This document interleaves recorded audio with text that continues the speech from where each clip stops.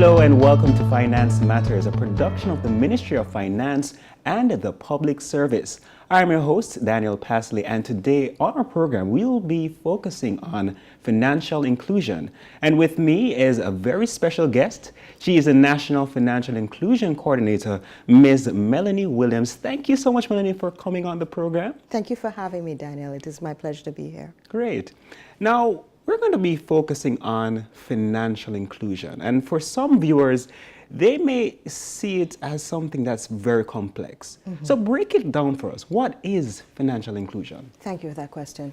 So financial inclusion essentially is a suite of policies which are being implemented by government actors, government entities, in partnership with the private sector and with non-governmental organizations to improve access to credit, access to information, greater consumer protection mechanisms for ordinary Jamaican citizens and businesses, particularly our micro and small enterprises.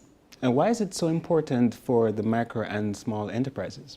Well, if you examine the nature of what we call MSMEs, micro, small, and medium-sized enterprises, their business needs are very different from some of the larger enterprises that exist in the marketplace.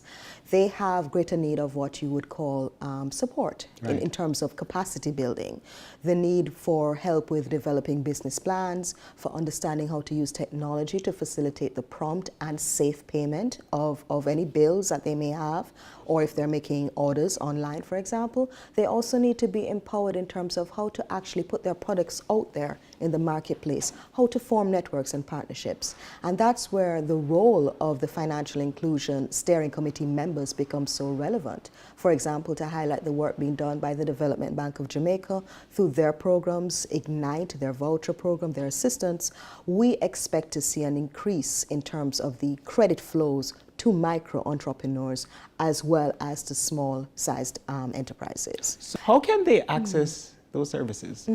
Excellent question. And I think your question points to the shift in thinking that we hope to achieve through this program for financial inclusion. First and foremost, it is important for every Jamaican to feel the essence of their own empowerment. And that's what financial inclusion is about. If one sees the Secretariat as being at the center of a network of partners, call the Secretariat the Financial Inclusion Technical Secretariat. What are those numbers? Our number is 876-932-4145.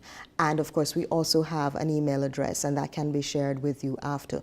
What you would do is then call us, contact us, and we will put you in contact with our colleagues or key stakeholders, if you will, along the network chain, so that you can then have a discussion with them, go directly to them, and have a consultation, if you will. Sit down, explain your business idea, your value proposition. What do you intend to bring to the consumer, your intended customer, and then develop your own strategy for having your business expand, so to speak. I love that. So if they want to go to the Secretariat, where exactly is it?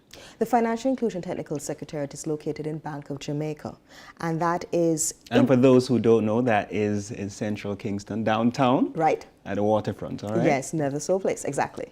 Right, so come on in, and you would merely indicate at our protection desk right there that you wish to speak to members of the Technical Secretariat.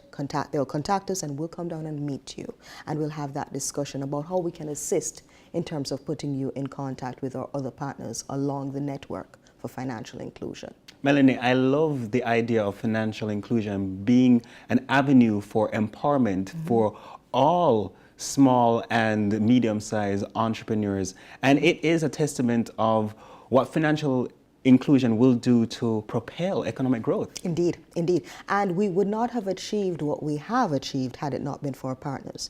So both our partners in the ministries, such as the Ministry of Finance and the Public Service, the Ministry of Industry, Commerce, Agriculture and Fisheries, as well as the Ministry of Economic Growth and Job Creation, those three ministries have been instrumental in terms of formulating the policy positions as well as consulting with the public about their needs. Thank you, Melanie, for coming on the program and sharing about financial inclusion. I really learned a lot, and I'm sure that you did also. So until next time, I'm Daniel Pasley, and we will be focusing on another side of financial inclusion, and that will include the pillars. So you want to stay tuned for our next episode. Have a great day.